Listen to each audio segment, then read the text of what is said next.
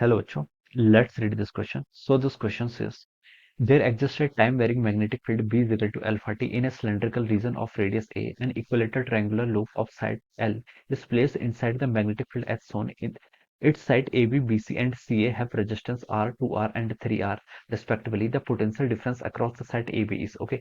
AB के across हमें क्या बताना है पर पोटेंशियल डिफरेंस कैलकुलेट करके बताना है. ऑलराइट, तो देखिए बच्चों, इस क्वेश्चन का की कॉन्सेप्ट आप क्या लिख सकते हैं.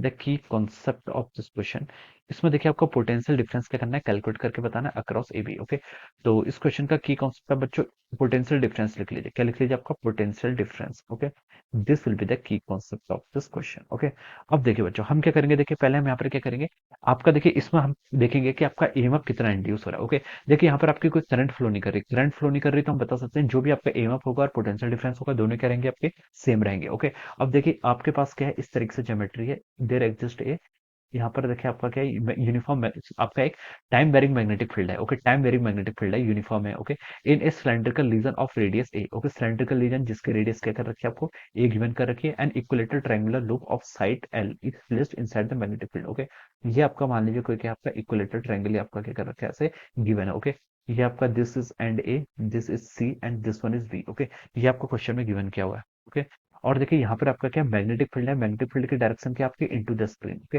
ये आपका मैग्नेटिक फील्ड की डायरेक्शन है, और यहाँ से लेकर यहाँ तक की जो आपकी डिस्टेंस है. ओके, ये आपका इसकी ये आपको ए के इक्वल दे रखी है. The radius of the cylindrical region कितनी दे रखी है, ए दे रखी है. और क्या गिवन कर रखा है, जो आपकी लूप है इसकी साइड इक्विलेटरल ट्रायंगल, इसकी साइड आपको एल के इक्वल दे रखी है, यानी कि यहाँ से लेकर यहाँ तक की डिस्टेंस. ओके, ये ए है, तो देखिए हम बता सकते हैं कि ये भी कितना होगा, आपका ए के इक्वल होगा. और ये एंगल 45 होगा, तो ये आपका देखिए कितना होगा, ये आपका ए बाय रूट टू यानी कि एल आपका रूट टू ए के इक्वल हो जाएगा. कितना हो जाएगा, एल आपका रूट टू ए के इक्वल हो जाएगा. ओके, ऑप्शंस में देखिए मैं एल ही दिया था, मैं एल के फॉर्म में आंसर बताना. ओके, अब देखिए बच्चों, अब हमें क्या बताना है, देखिए potential difference between A and B point के बीच का हमें क्या बताना है, पर पोटेंशियल डिफरेंस क्या करना है, कैलकुलेट करके बताना है. ओके, अब देखिए हम इस क्वेश्चन को कैसे स्टार्ट करेंगे.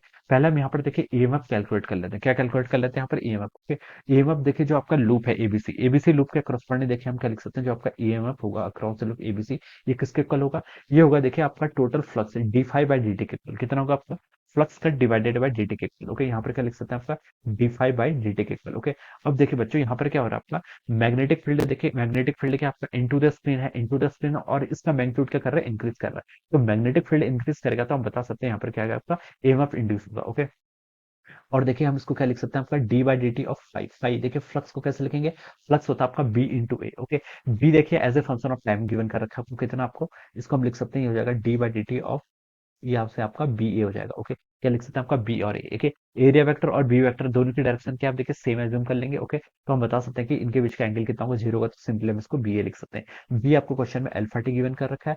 अब हमें इसका एरिया बताना है. देखिए इस रीजन का एरिया कितना होगा, ये देखिए आपका इक्विलेटरल ट्रायंगल है, और जिसकी साइड कितनी एल के इक्वल है, हमें पता है इक्विलेटरल ट्रायंगल का एरिया कितना होता है, आपका root three by four times a square. A क्या होती है उसकी साइड, यहाँ पर साइड कितनी एल, तो हम इसको एल स्क्वायर लिख लेंगे. ओके, तो ये हमें आपका यहाँ पर से इतना हो जाएगा. तो देखिए बच्चों, root three alpha by four. Okay, और एल स्क्वायर, ये टर्म तो आपकी कांस्टेंट है.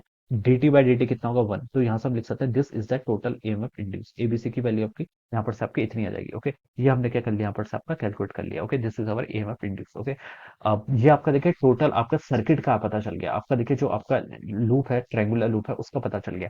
अब आप देखिए इसमें करंट फाइंड आउट करते हैं. करंट देखिए किसके इक्वल होगी, करंट होगी देखिए आपकी इंड्यूस करंट किसके इक्वल होगी, देखिए ई बाई आर के इक्वल होगी. ई कितना है देखिए आपने यहाँ पर कैलकुलेट कर लिया, root three by four. Okay, l alpha l square. Okay, ये आपका ई हो गया divided by resistance. Total resistance देखिए कितना आपका टू आर रेजिस्टेंस इसका है, इसका रेजिस्टेंस आपका टू आर के इक्वल है, इसका रेजिस्टेंस आर है थ्री आर, और इसका रेजिस्टेंस भी कितना है थ्री आर. तो टोटल आपका सिक्स आर के इक्वल है. ओके, तो आप लिख सकते हैं ई डिवाइडेड बाय कितना हो जाएगा, आपका सिक्स आर हो जाएगा. ओके, ये टर्म आंसर आपके सिक्स आर हो जाएगी. तो आप इसको लिख लीजिए root three alpha l square divided by कितना होगा, सिक्स आर इंटू फोर कितना, 24 आर के इक्वल हो जाएगा. ऑलराइट, तो यहाँ से आप देखिए इसको कैलकुलेट कर लीजिए, ये हो जाएगा आपका रूट थ्री से आप 24 को कैंसिल करेंगे, पर देखिए आपका एल्फा एल स्क्वायर रहेगा. रूट थ्री बाई 24 को हम क्या लिख सकते हैं, एट रूट थ्री लिख सकते हैं. ऑलराइट, और यहाँ पर आपका आर ऐसा हो जाएगा. Okay, this is the total current. ये क्या आ गया, आपकी टोटल करंट जो आपके यहाँ पर फ्लो कर रही है. ओके, और देखिए करंट कैसे फ्लो कर रही है, हम डायरेक्शन ही बता सकते हैं बाय लेंस. चलो देखिए, magnetic field into the screen क्या कर रहा है, इंक्रीज कर रहा है. तो देखिए जो आपकी इंड्यूस करंट होगी, ओके, वो इस तरीके से फ्लो करेगी कि जो आपका इनवर्ट डायरेक्शन मैग्नेटिक फील्ड क्या कर रहा है, मैग्नेटिक फ्लक्स इंक्रीज कर रहा है, उसको अपोज करने की.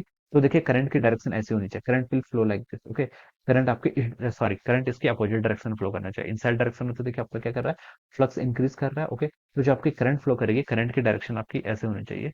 This will be the direction of the current. ये आपकी इंड्यूस करंट की क्या होनी चाहिए, डायरेक्शन होनी चाहिए, आउट ऑफ द, जो आपकी इस करंट के कारण जो आपका मैग्नेटिक फ्लक्स आएगा वो आउट आएगा, और आपका इंक्रीज कर रहा है इनसाइड पर, तो इस तरीके से हम यहाँ पर बता सकते हैं। ओके, तो ये आपकी आई हमने यहाँ पर कैलकुलेट कर ली।